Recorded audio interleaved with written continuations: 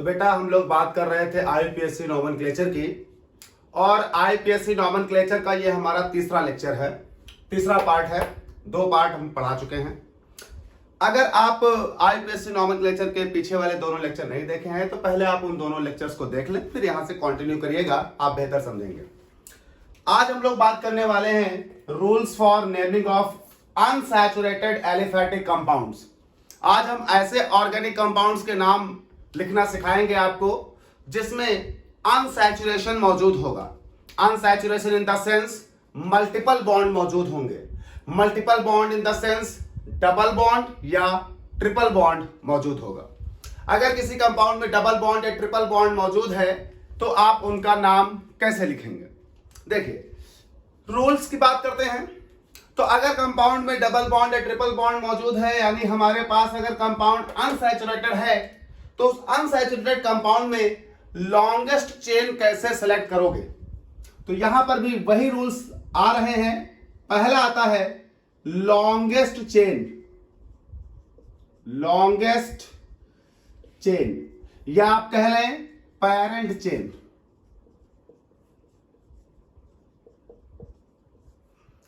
अगर आपका compound unsaturated है तो अनसैचुरेटेड कंपाउंड में आप लॉन्गेस्ट चेन कैसे सेलेक्ट करेंगे? चलिए, इसको देखने के लिए मैं कुछ एग्जांपल आपके सामने रखता हूं। यहां पर लॉन्गेस्ट चेन सेलेक्ट करने का रूल अलग है।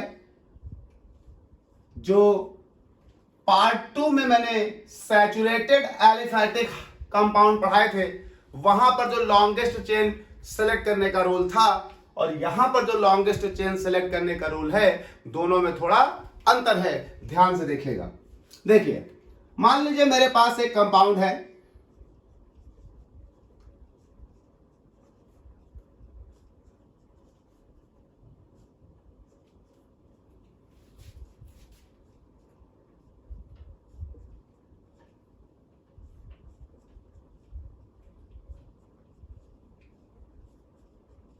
ये। अब जरा गौर करिए, अगर इसमें डबल बॉन्ड ना लगा होता, यहां पर मान लीजिए ये होता,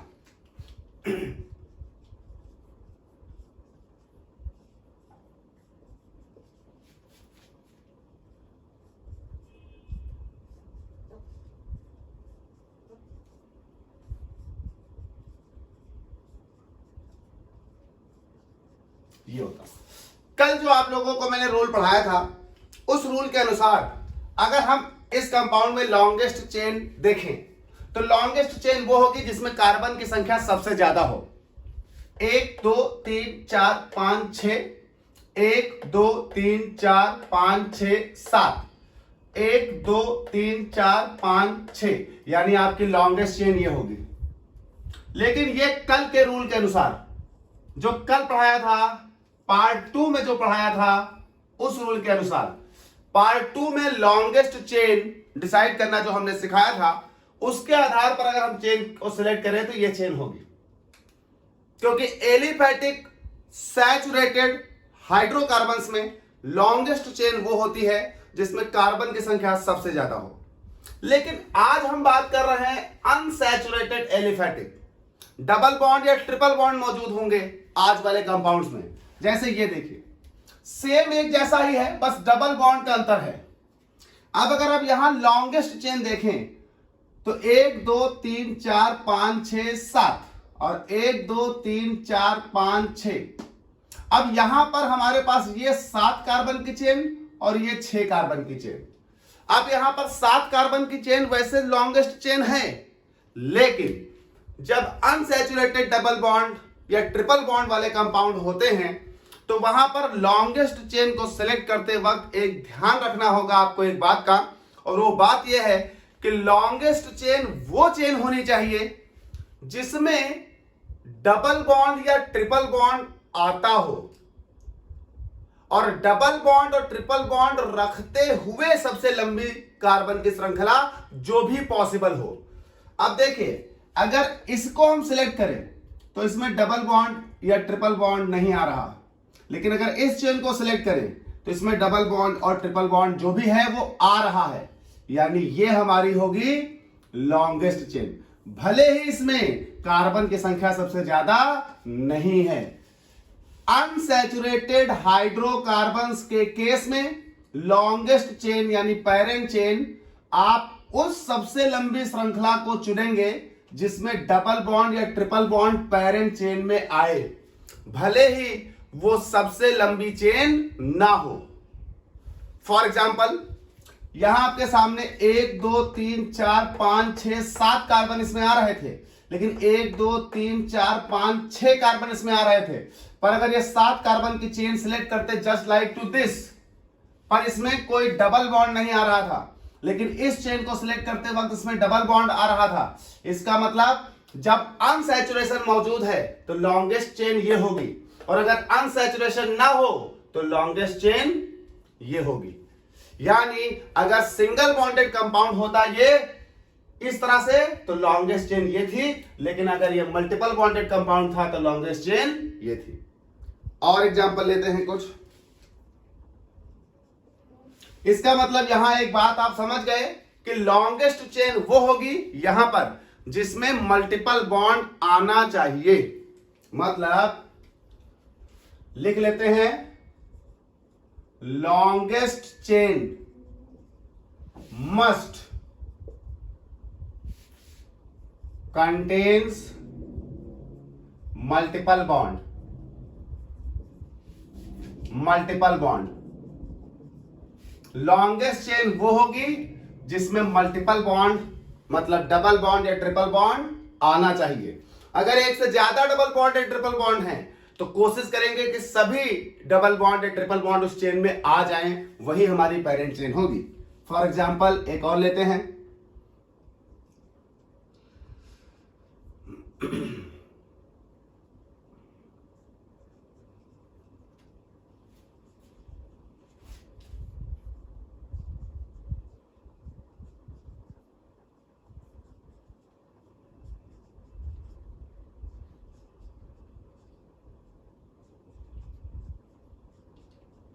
देखें,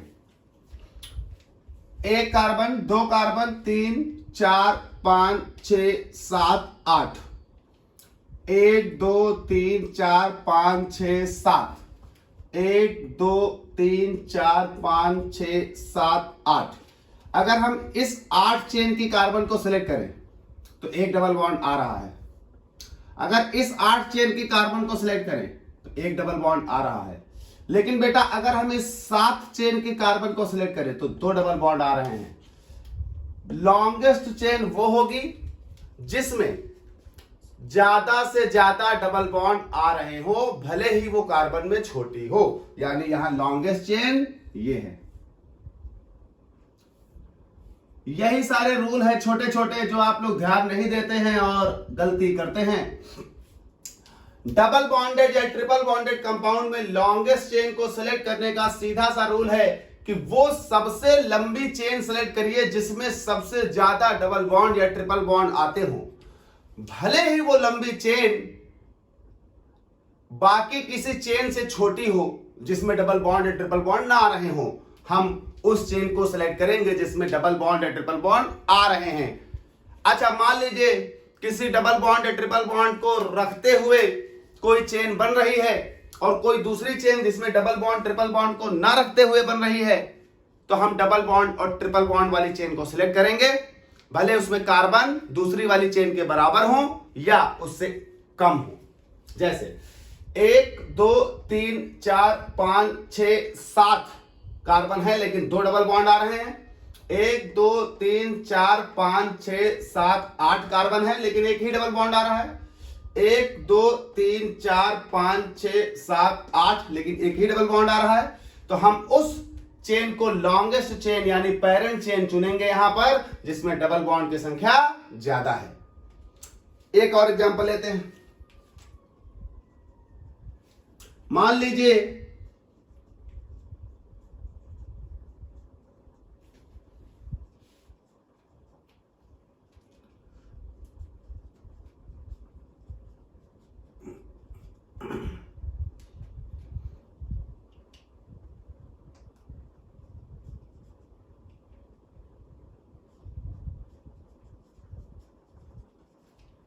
ये केस है 1 2 3 4 5 6 7, 1 2 3 4 5 6 7 कार्बन, 1 2 3 4 5 6 7 8 कार्बन। बेटा अगर ये चेन चुने तो 7 कार्बन और एक डबल बॉन्ड मिल रहा है, और ये चेन चुने तो 8 कार्बन और एक डबल बॉन्ड मिल रहा है। अच्छा, इत्तेफाक से दोनों चेन में एक ही डबल बॉन्ड मिल रहा है। अच्छा, 1 2 3 4 5 6 तो वैसे भी छोटी है। अब ये चेन चुनने पर 7 कार्बन एक डबल बॉन्ड, ये चेन चुनने पर 8 कार्बन एक डबल बॉन्ड, तो लॉन्गेस्ट चेन आपके लिए वो होगी जिसमें डबल बॉन्ड आए और साथ ही साथ डबल बॉन्ड दोनों में आ रहा है, तो फिर उस लॉन्गेस्ट चेन को चुनेंगे जिसमें डबल बॉन्ड भी आए और कार्बन भी ज्यादा हो। कभी ऐसा हो जाए कि दो ऐसी चेन बन रही हो जिसमें डबल बॉन्ड कॉमन आ रहे हो, कार्बन की संख्या छोटी बड़ी हो, तो हम उस चेन को लॉन्गेस्ट चेन यानी पेरेंट चेन के रूप में चुनेंगे जिसमें डबल बॉन्ड भी आए और कार्बन भी ज्यादा हो। एक एग्जांपल और लेते हैं। मान लीजिए हमारे पास ये केस आ रहा है।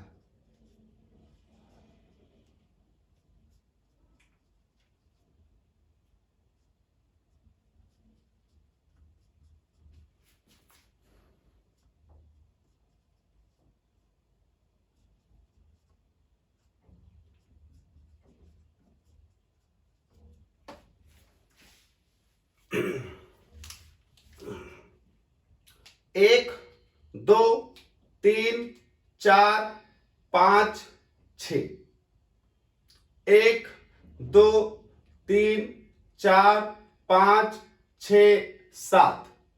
तो बेटा अगर इस चेन को चुने तो एक डबल बॉन्ड और 6 कार्बन, इस चेन को चुने तो एक डबल बॉन्ड 7 कार्बन, तो जाहिर सी बात है लॉन्गेस्ट चेन वो होगी जिसमें आपका डबल बॉन्ड भी आ रहा है और कार्बन की संख्या भी ज्यादा है। तो अनसैचुरेटेड हाइड्रोकार्बन्स में और सैचुरेटेड हाइड्रोकार्बन्स में याद रखिएगा लॉन्गेस्ट चेन को चुनने में थोड़ा सा अंतर है। सैचुरेटेड हाइड्रोकार्बन्स जिसमें डबल बॉन्ड या ट्रिपल बॉन्ड नहीं होते, उसमें लॉन्गेस्ट चेन वो चेन होती है जिसमें सबसे ज्यादा कार्बन आने चाहिए। लेकिन अनसैचुरेटेड हाइड्रोकार्बन के केस में लॉन्गेस्ट चेन वो होती है जिसमें डबल बॉन्ड या ट्रिपल बॉन्ड आना चाहिए और साथ ही साथ डबल बॉन्ड और ट्रिपल बॉन्ड को इंक्लूड करते हुए उस कंपाउंड में जो सबसे लंबी चेन बने। डबल बॉन्ड और ट्रिपल बॉन्ड को इंक्लूड करते हुए उस कंपाउंड में जो सबसे लंबी चेन बनेगी वो होगी। जैसे डबल बॉन्ड को इंक्लूड करते हुए चेन तो ये भी बन रही है, लेकिन डबल बॉन्ड को इंक्लूड करते हुए सबसे लंबी चेन नहीं है। डबल बॉन्ड को इंक्लूड करते हुए सबसे लंबी चेन ये है। इसलिए अनसैचुरेटेड कंपाउंड्स में चेन को सिलेक्ट करने के लिए दो बातों का ध्यान रखना होगा। पहली कि चेन में डबल बॉन्ड आना चाहिए, दूसरी डबल बॉन्ड को इंक्लूड करते हुए जो सबसे लंबी चेन बन सके। अब डबल बॉन्ड को इंक्लूड करते हुए हो सकता है जो आपकी सबसे लंबी चेन बन रही हो वो चेन किसी ऐसे चेन से छोटी हो जिसमें डबल बॉन्ड ना आ रहा हो, तो हम जिसमें डबल बॉन्ड नहीं आ रहा है उसे सिलेक्ट नहीं करेंगे। जैसे इस चेन में डबल बॉन्ड नहीं आ रहा था लेकिन कार्बन ज्यादा थे, पर हमारे लिए रूल ये है कि हमें डबल बॉन्ड को इंक्लूड करते हुए सबसे लंबी चेन ढूंढनी है। तो डबल बॉन्ड को इंक्लूड करते हुए मतलब ये इतना तो आपको लेना ही पड़ेगा, आप इसको इंक्लूड करते हुए सबसे लंबी चेन जो भी बने। तो डबल बॉन्ड को इंक्लूड करते हुए सबसे लंबी चेन आपको सिलेक्ट करनी होगी। डबल बॉन्ड को आप छोड़ नहीं सकते। मान लीजिए किसी कंपाउंड में एक से ज्यादा डबल बॉन्ड आ रहे हैं तो आप उस लंबी चेन को सिलेक्ट करेंगे जिसमें सभी डबल बॉन्ड आ जाएं। अगर कोई डबल बॉन्ड नहीं आ रहा है तो आपके पास कोई उपाय नहीं बचेगा, लेकिन आप कोशिश करेंगे कि आप एक ऐसी चेन सेलेक्ट करें जिसमें सभी डबल बॉन्ड आ जाए। वही आपकी सबसे लंबी और लॉन्गेस्ट चेन और पेरेंट चेन होगी। तो अनसैचुरेटेड हाइड्रोकार्बन्स में पेरेंट चेन को सेलेक्ट करना थोड़ा सा दिक्कत है, इसलिए आप ध्यान से देख लें। कई सारे एग्जांपल मैंने लिखे हैं। आप डबल बॉन्ड को इंक्लूड करते हुए चेन को ढूंढेंगे।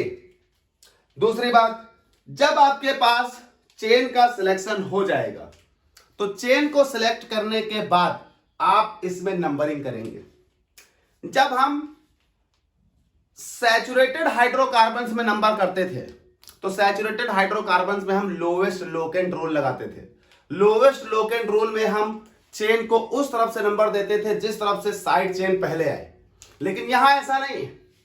यहां जब हम नंबरिंग करेंगे तो मैं यहीं पर इसे बना लेता हूं दूसरा रूल, ये आपका लॉन्गेस्ट चेन सेलेक्ट हो गई। इन्हीं कंपाउंड्स में हम नंबरिंग करते हैं, तो यहां हमारे लिए आ गया रूल 2,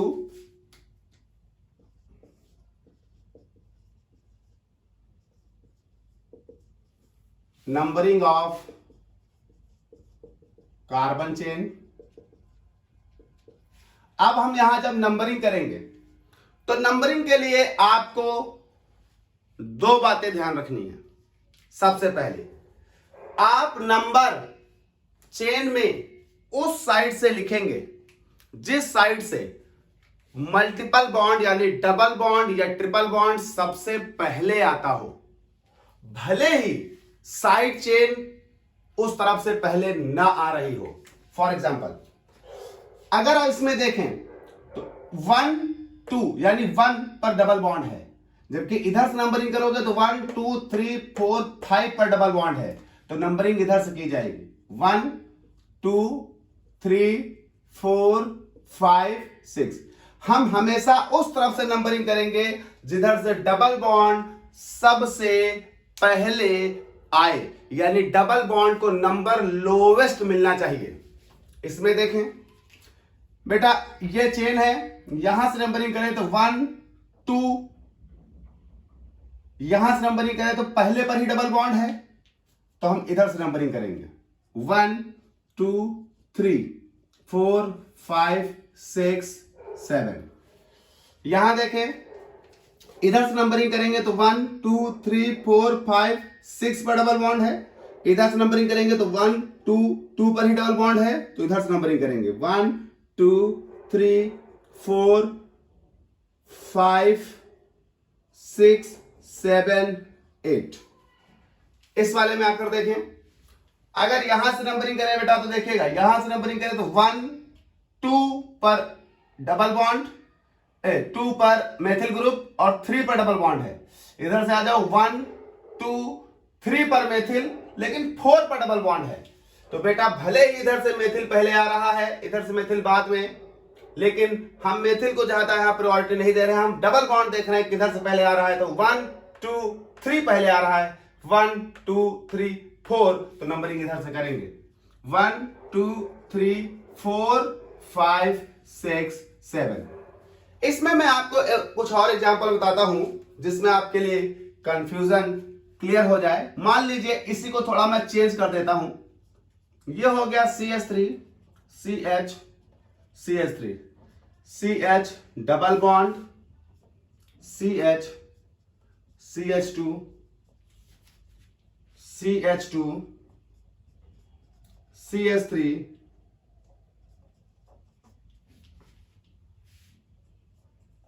CH3। अगर हम देखें इस कंपाउंड में तो इस कंपाउंड में 1 2 3 पर डबल बॉन्ड, इधर से 1 2 3 4 5 पर डबल बॉन्ड। भले ही इधर चेन ज्यादा है, भले ही इधर लोकेंट ज्यादा है साइड चेन के, इधर साइड चेन का लोकेंट एक है, लेकिन हम उधर से नंबरिंग करेंगे जिधर से डबल बॉन्ड पहले आए, तो ये नंबरिंग होगी 1 2 3 4 5 6 7 और 8। वैसे ही अगर हम बात करें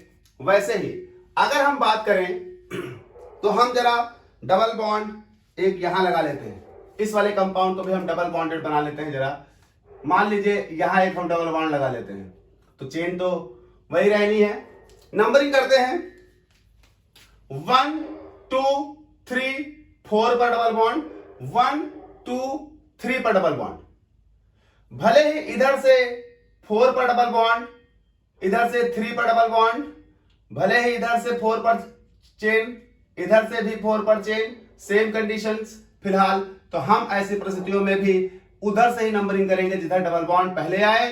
1 2 3 4 5 6 7। कुछ और कंपाउंड लेते हैं नंबरिंग के लिए। नंबरिंग में आप लोग गलती करते हैं, यहां पर कुछ और कंपाउंड लेते हैं हम नंबरिंग के लिए।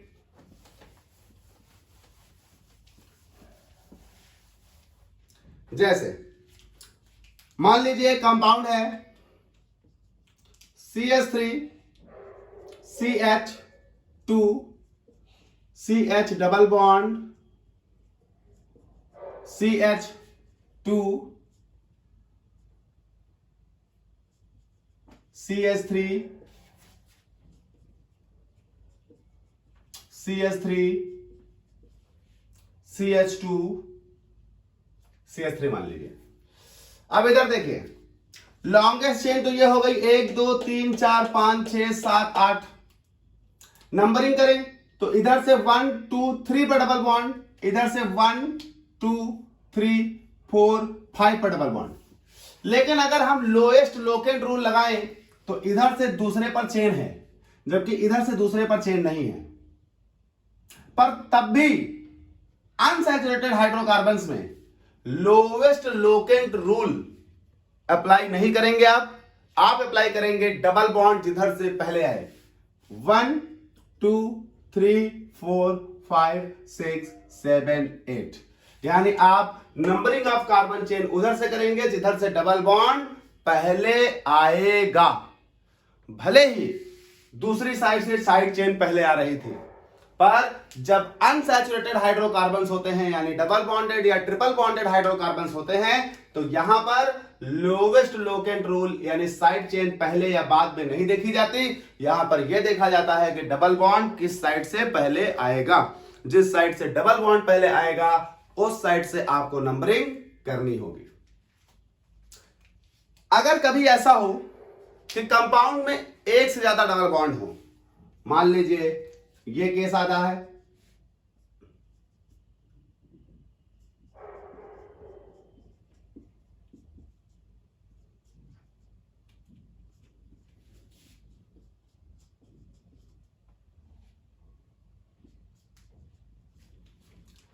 तो ये हो गया 1 2 3 4 5 6, 1 2 3 4 5 6।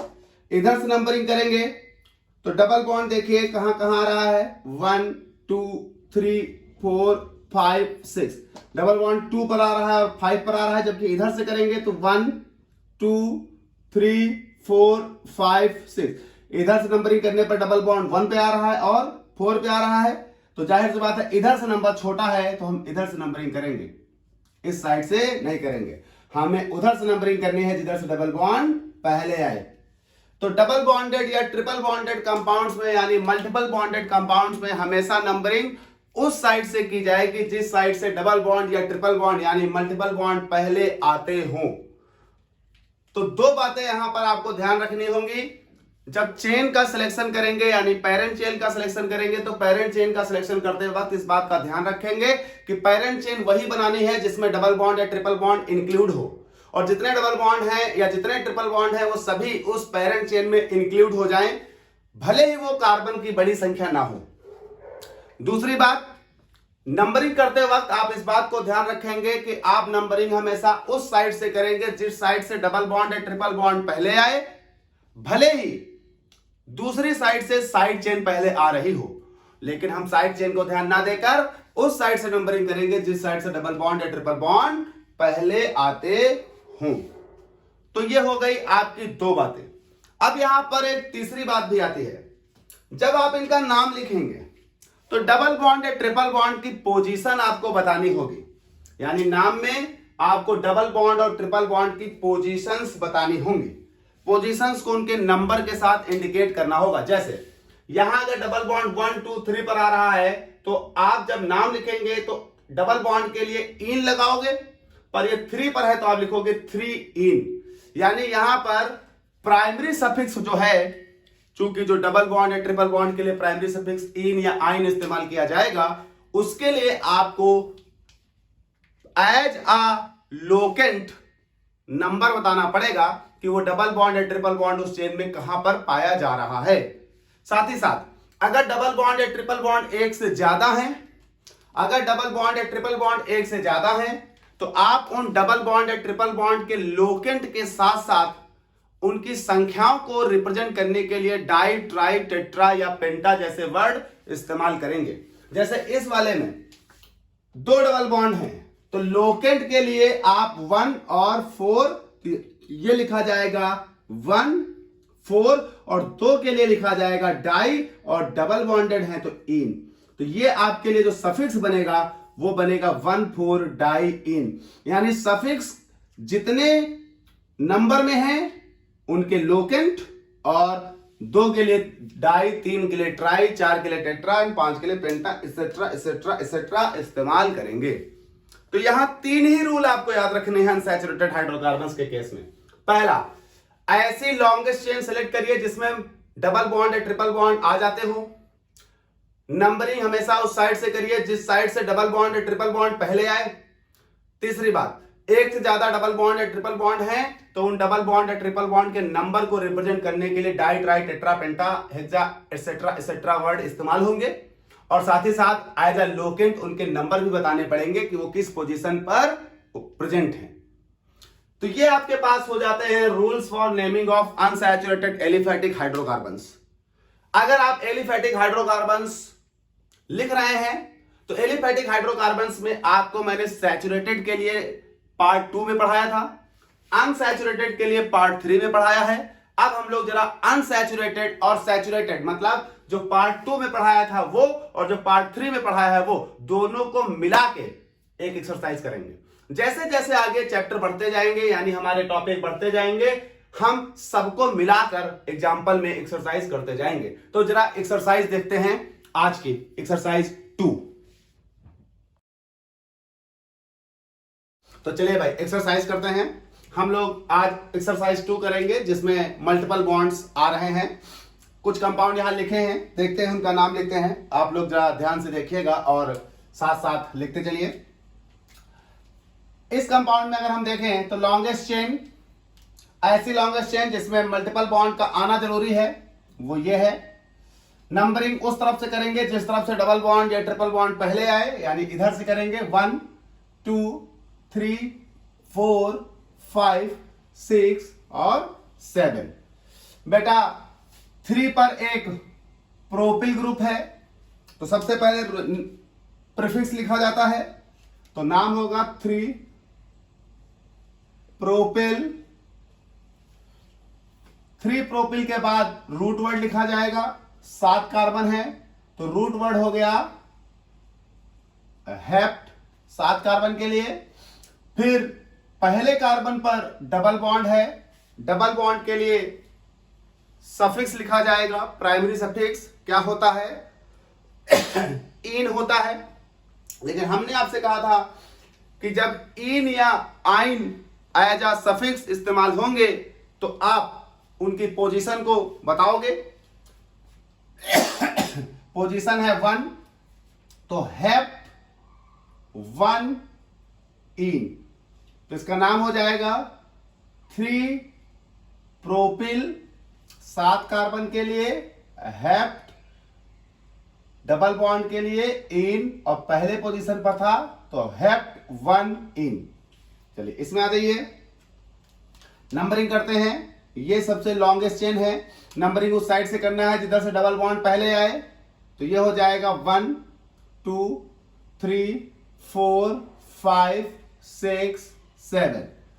बेटा 4 और 6 पर मेथिल है तो प्रीफिक्स हो जाएगा 4 6, 2 हो गए मेथिल तो डाई मेथिल, 4 6 डाई मेथिल।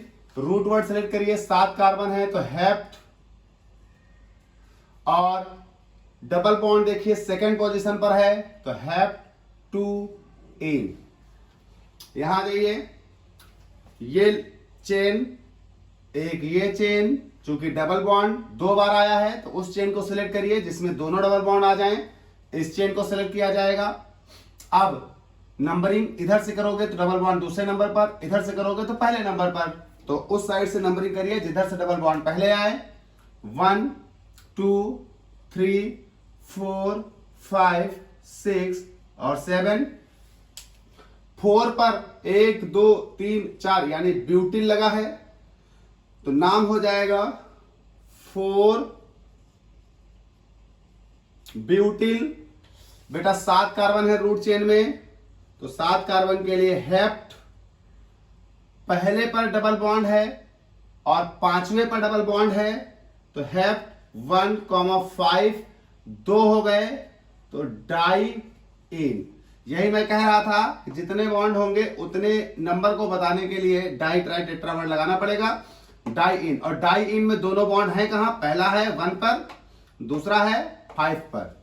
इसका देखिए लॉन्गेस्ट चेन 1 2 3 4 5 6 7, तो नंबरिंग उस साइड से इधर डबल बॉन्ड पहले आए, तो 1 2 3 4 5 6 7। ये मेरे पास क्या बन रहा है, 4 पर एथिल ग्रुप है, तो नाम हो जाएगा 4 एथिल। 7 कार्बन, तो हेप्ट, सेकेंड पोजीशन पर डबल बॉन्ड, तो हेप्ट 2 इन, तो नाम हो जाएगा 4 एथिल हेप्ट 2 इन। आ जाइए जरा इसको देखते हैं। लॉन्गेस्ट चेन 1 2 3 4 5 6 7 की है। नंबरिंग इधर से 1 2 3 4 पर डबल बॉन्ड, 1 2 3 पर डबल बॉन्ड, तो नंबरिंग उधर से जिधर से डबल बॉन्ड पहले आए, 1 2 3 4 5 6 7। ये आपके पास हो गया 2 पर मेथिल, 5 पर 2 बार मेथिल, तो ये बेटा हो जाएगा 2, 5, 5, क्योंकि 2 पर एक मेथिल है, 5 पर 2 बार है, तो 5, 5 3 हो गए, तो ट्राई मेथिल। 3 बार आपने मेथिल वर्ड इस्तेमाल किया क्योंकि 3 मेथिल है, तो ट्राई मेथिल। 7 कार्बन है, तो हेप्ट, और डबल बॉन्ड आपका तीसरी पोजीशन पर, तो हेप्ट 3 इन। नाम हो जाएगा 2, 5, 5 ट्राई मेथिल। 7 कार्बन के लिए हेप्ट, तीसरे पर डबल बॉन्ड, तो 3 इन। आगे देखें 1 2 3 4 5 6 7 8, लेकिन इधर से डबल बॉन्ड 3 पर और उधर से डबल बॉन्ड 5 पर, तो इधर से नंबरिंग होगी 1 2 3 4 5 6 7 8। देखिए भाई 2 पर मेथिल है, 7 पर 2 बार मेथिल है, तो नाम हो जाएगा 2, 7, 7। 3 बार मेथिल हो गया, तो ट्राई मेथिल, तो 2, 7, 7 ट्राई मेथिल। टोटल 8 कार्बन है, तो ऑक्ट। थर्ड पोजीशन पर डबल बॉन्ड है, तो ऑक्ट 3 इन। इस वाले को देखिए बेटा 1 2 3 4 5 6 7 8।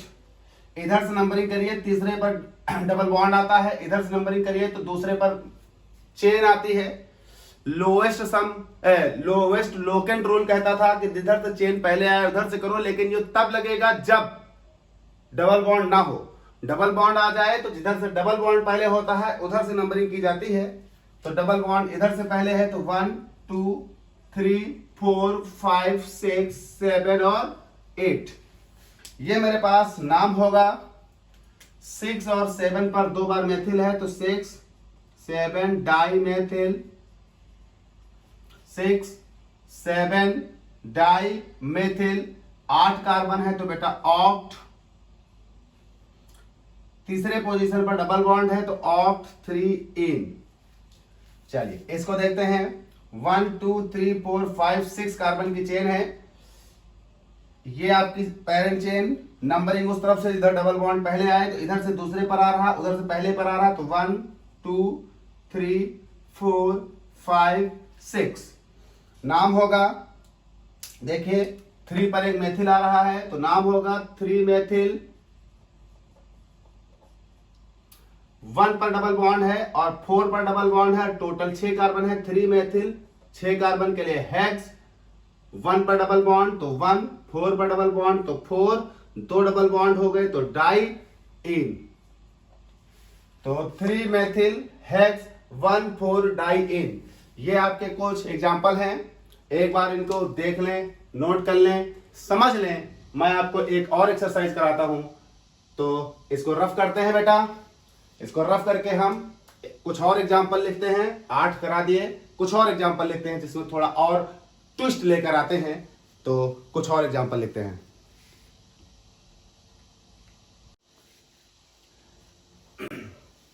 चलिए भाई, हम लोग बात करते हैं आगे। तो 8 कंपाउंड भी कराए थे, देखें कुछ कंपाउंड और लिखे हैं, इनका जरा नाम देखते हैं। बहुत ध्यान से आप देखिएगा, और आपको जितने ज़्यादा से ज़्यादा कंपाउंड मिले प्रैक्टिस करने के लिए उनको प्रैक्टिस करिएगा। देखिए, लॉन्गेस्ट चेन 1 2 3 4 5 6 7 8, 1 2 3 4 5 6 7 8, चाहे आप इधर को जाएं चाहे सीधे जाएं, एज ऑलवेज। तो ये लॉन्गेस्ट चेन ले ली। नंबरिंग उधर से करेंगे, जिधर से डबल बॉन्ड पहले आए तो इधर से 1 2 पर डबल बॉन्ड आ रहा है, इधर से 1 2 3 4 पर डबल बॉन्ड आ रहा है, तो इधर से नंबरिंग होगी 1 2 3 4 5 6 7 8।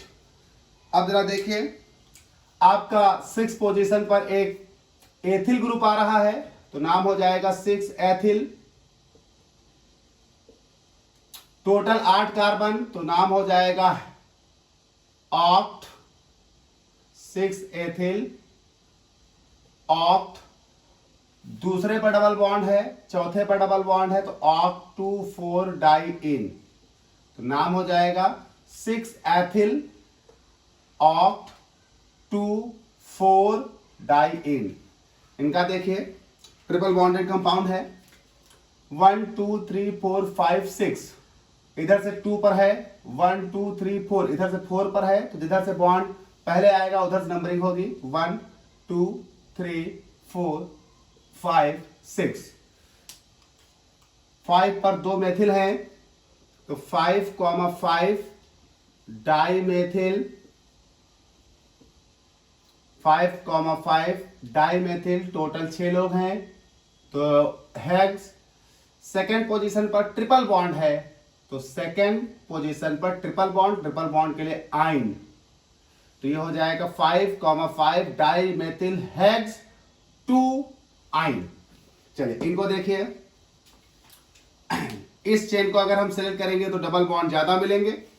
1 2 3 4 5 6 7 8 और 2 डबल बॉन्ड।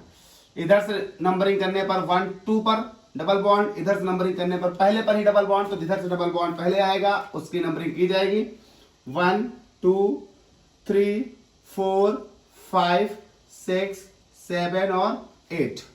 बेटा 1 2 3 पर एक मेथिल है, 4 5 पर एक एथिल है। प्रायोरिटी के अनुसार, अल्फाबेट के अनुसार एथिल पहले आता है, तो ये हो जाएगा 5 पर एथिल, तो ये हो जाएगा 5 एथिल। 3 पर मेथिल, तो ये हो जाएगा 3 मेथिल। 5 पर एथिल, 3 पर मेथिल। टोटल कितने कार्बन? 8, तो ऑक्ट। और बेटा पहले पर डबल बॉन्ड, छठे पर डबल बॉन्ड, तो ऑक्ट 1 6 डाइइन। चलिए इनको देखिए, आपकी 1 2 3 4 5 और चाहे ऊपर जाए चाहे नीचे 6 कार्बन की चेन बन रही है। तो मैंने नंबरिंग कर ली भाई। उधर से जिधर से डबल बॉन्ड पहले आए तो उधर से डबल बॉन्ड लास्ट में आएगा, इधर से डबल बॉन्ड पहले आएगा, तो 1 2 3 4 5 6। देखिए बेटा 2 पर एक मेथिल, 3 पर एक मेथिल, 5 पर एक मेथिल, तो ये हो जाएगा 2, 3, 5 try methyl. 2, 3, 5 try methyl. Total कितने कार्बन? 6, तो 6 कार्बन के लिए हेक्स, और 2 पर है डबल बॉन्ड, तो हेक्स 2इन। चलिए इधर आइए, 1 2 3 4 5 6 7 8। इधर से ट्रिपल बॉन्ड नजदीक है, तो नंबरिंग दे दीजिए 1 2 3 4 5 6 7 8। जरा देखें 2 और 6 पर मेथिल है, जबकि 5 पर एथिल है। अल्फाबेटिकली एथिल का नाम पहले आएगा, तो 5 एथिल 5 एथिल 2 6 2 6 2 हो गए, तो डाई मेथिल, टोटल 8 कार्बन, तो ऑक्ट, डबल बॉन्ड कहां पर, ट्रिपल बॉन्ड कहां पर, 3 नंबर पर, तो ऑक्ट 3 आइन। एक को देखें भाई, 1 2 3 4 5 6। बेटा इधर से भी पहले पर डबल बॉन्ड है, इधर से भी पहले पर ही डबल बॉन्ड है, तो जब दोनों तरफ से डबल बॉन्ड बराबर है तो जरा साइड चेन देखिए किधर से पहले आ रही है। इधर से 1 2 3 पर साइड चेन है, इधर से 1 2 3 4 पर साइड चेन है। तो जब डबल बॉन्ड दोनों से बराबर हो गए तो फिर लोएस्ट लोकेंट रूल देखेंगे कि साइड चेन किधर से पहले आ रही है। तो डबल बॉन्ड दोनों तरफ से बराबर थे तो साइड चेन इधर से पहले आ रही थी, तो 1 2 3 4 5 6।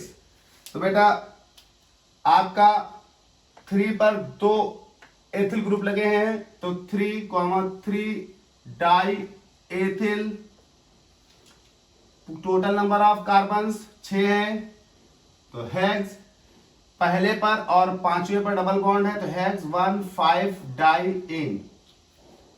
चलिए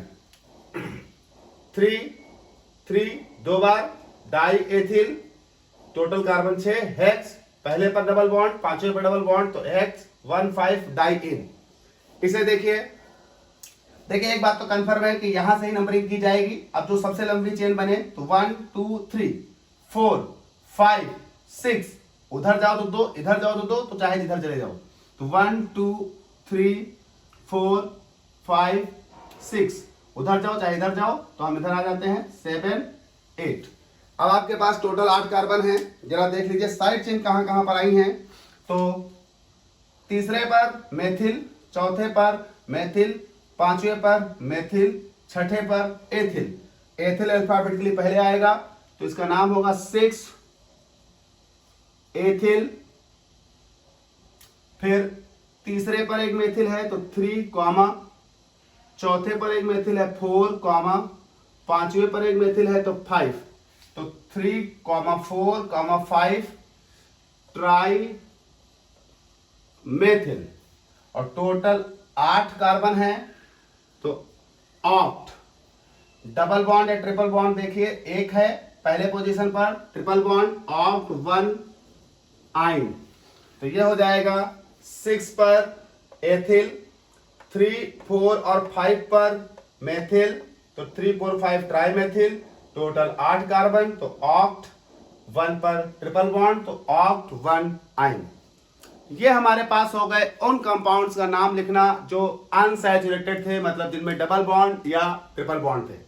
मतलब अब तक मैं आपको 2 कंपाउंड पढ़ा चुका, यानी single bonded saturated hydrocarbons, triple bonded double bonded, तो यानी सैचुरेटेड और अनसैचुरेटेड हाइड्रोकार्बन्स आपने पढ़ लिए। कल यानी पार्ट 4 में हम लोग बात करेंगे ऐसे कंपाउंड का नाम लिखना जिसमें फंक्शनल ग्रुप इंक्लूड हो जाएगा। मतलब पार्ट 4 आईपीएससी नोमेनक्लेचर पार्ट 4 में हम लोग उन कंपाउंड्स का नाम लिखेंगे जिसमें फंक्शनल ग्रुप्स आ जाएंगे। तो आप रोज का रोज नोट करते जाएं, पढ़ते जाएं। नेक्स्ट बात करेंगे कल पार्ट 4 ऐसे लोगों का नाम लिखना जिसमें फंक्शनल ग्रुप होंगे।